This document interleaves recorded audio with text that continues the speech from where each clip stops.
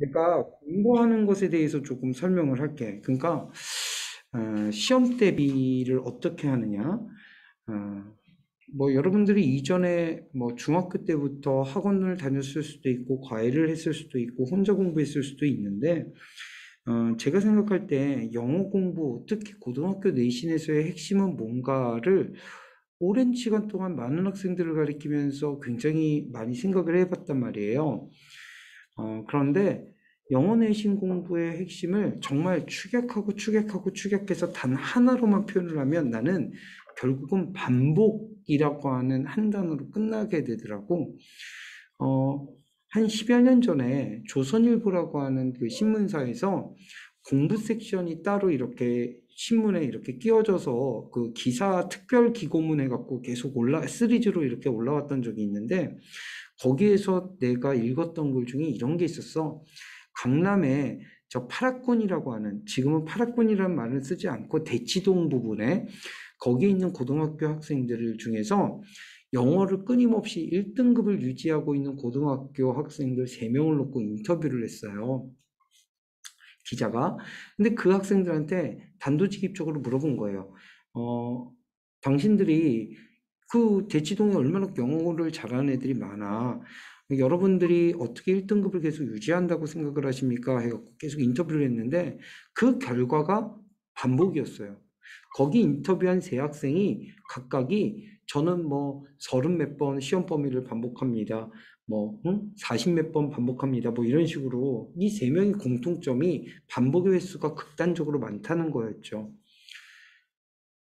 대치동 바닥의 영어 시험이 그러면 시험 원문, 즉, 뭐, 예를 들면 부교재 원문 지문 그대로 이렇게 와갖고 뭔가, 문제가 출제되느냐? 아니요.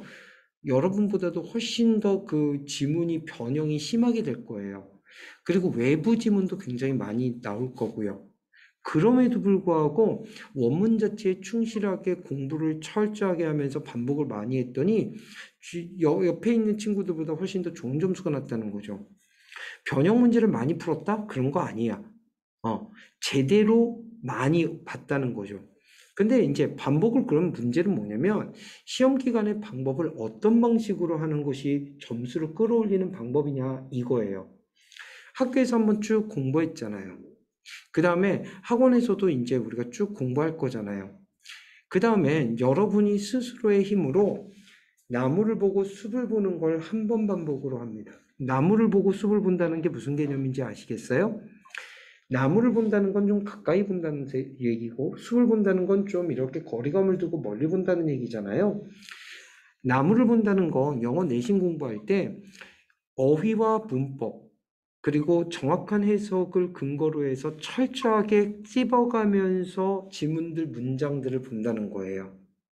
숲을 본다는 건 좀 스피디하게, 좀 멀리해서 스피디하게 전체 문단이 어떤 구조로 되어 있고, 이 문단의 핵심은 뭐고, 핵심 단어는 뭐고, 핵심 문장은 어디에 위치해 있고, 이런 것들을 전체 구조를 빠른 식으로 읽으면서 언어적 감각으로 접근한다는 소리예요.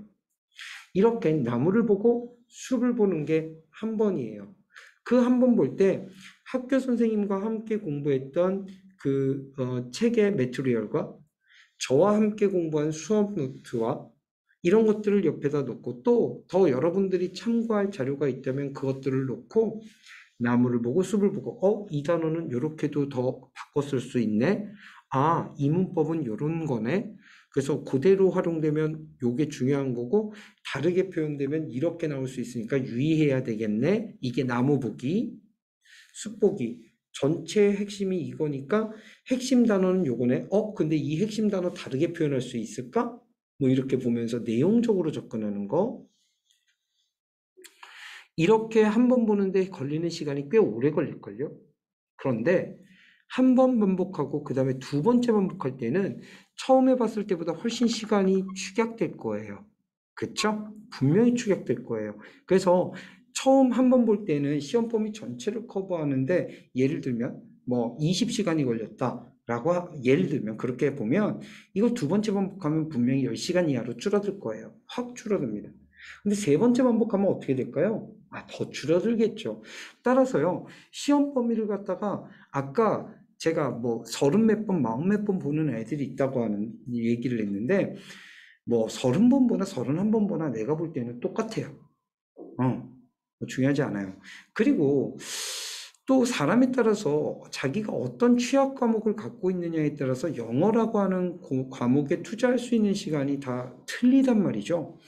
일반적으로 그렇게 봐서 일반적으로 내가 아이들과 공부하면서 보니까 유의미한 점수의 상승, 정말 유의미하게 여러분들이 얻고 싶은 점수에 얻는 그 뭐라 그럴까 공부의 학습의 양, 반복의 횟수가 보통 보니까 적을 때는 7번, 좀 많을 때는 10번 정도면 적절하지 않을까. 근데 7번이 결코 많은 게 아니야. 어차피 제대로 한번 보고 반복 정도는 해야 될 거 아니야. 근데 4번, 5번, 6번, 7번째는 그냥 굉장히 빠르게 이루어지고 마지막 한두 번은 시험 직전에 이루어지는 거야. 그쵸? 네.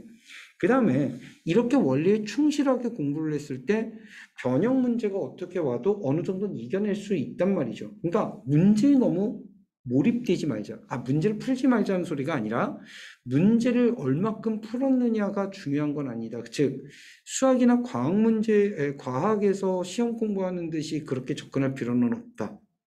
언어는 그래요. 그렇죠? 선생님, 변형이 있을 건데요. 다시 한번 얘기하지만 변형이 될 거기 때문에 어차피 이 지문 그대로 공부를 하지 않는다. 이거는 변명이에요. 지문 자체에 충실해야 변형된 것도 응용하고 받아들일 수 있고 적응해서 문제를 풀어나갈 수 있는 거예요. 됐죠? 네. 제가 드리고 싶은 말씀은 그겁니다. 그 다음, 단어는 끊임없이 외우는데 기존에 외우던 것들, 단어장 단어를 이제 가면서 조금씩 줄여갈 거고 이제 여러분의 시험 범위의 단어를 조금씩 제가 늘려갈 겁니다. 그래서 이번 주까지는 기존에 외우던 대로 그냥 외우세요. 그래서 다음 시간에 오실 때 여러분들은 저 오늘 어디서부터 어디까지 외웠습니다. 저한테 학원 오시기 전에 미리 알려주시면 제가 조교 선생님 통해서 시험지를 만들어 놓을 거예요. 그러면 들어오자마자 시험 보시고 그 다음에 이제 수업으로 들어가면 됩니다. 자, 궁금한 거 있으세요? 없으시죠? 됐어요?